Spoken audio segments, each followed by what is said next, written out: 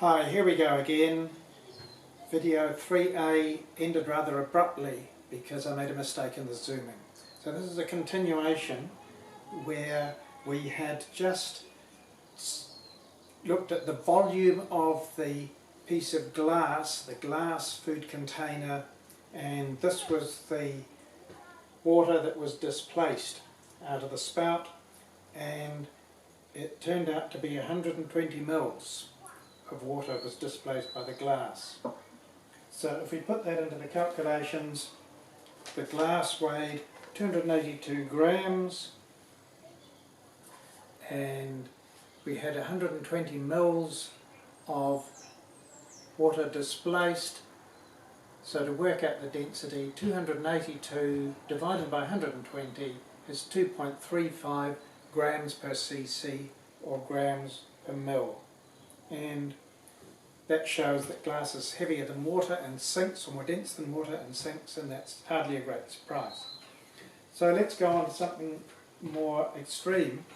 And yes, the previous one we were looking at lead, and lead is clearly very dense, and so it's going to have a big number. It's going to be many times more dense than water. So what do you reckon? It's going to be 5 times more dense than water, have a density of 5 grams per cc, 10 times, 20 times, 20 grams per cc. So let's measure it with our Eureka can.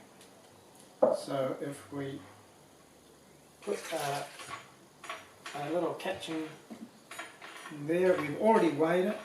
It's 900 and something grams. Whack it down gently, and because it makes a bit of a tidal wave, if you just drop it in and you spill water, I put it in on a piece of cotton. Let it in gently.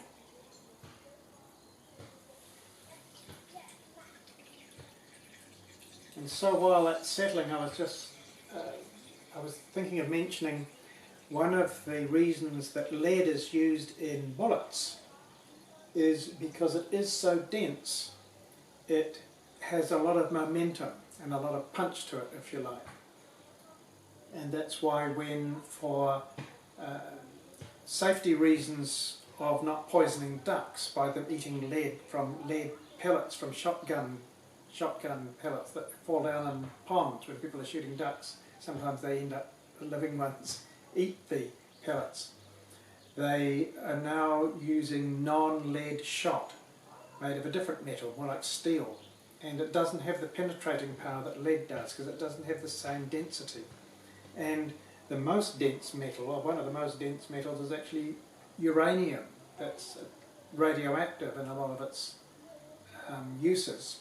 But when it's lost its radioactivity, they actually use spent uranium in artillery shells for hitting tanks because it's so dense, it has so much momentum, it has a higher hitting power.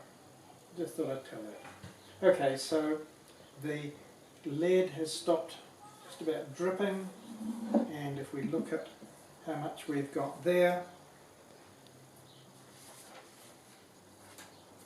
that's about 75 mils.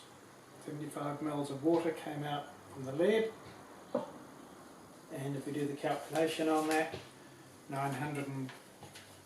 can see that 923 grams divided by 75 mils or 75 cc's gives a density of 12.3 grams per mil. So that's 12 times more dense than water. For comparison, steel, iron is about 8 times more dense than water. Okay, so that rounds up the density session here. One more point worth mentioning is that the water we're dealing with is ordinary tap water at ordinary kind of temperature. If it's warmer, it's less dense, and if it's colder, it's more dense. And you can do some cunning little tricks by tinting some water, cold water out of the tap, pour it into a clear container like this, and then get some hot water from a kettle tinted a different colour and see if you can make the hot water stay on top. It's quite tricky, but you can sometimes do that. Make coloured layers with colder on the bottom and warmer on top. The other way you can make water more dense is dissolve stuff in it, like salt. So the sea has salt dissolved in the water, and that makes seawater more dense than fresh water, which is why you float a bit better in the sea. And the Dead Sea in Israel has heaps of salt in it, and you float even more so in there than in normal seawater. Anyway, that's enough for now, and we'll go on with another topic next time. Bye.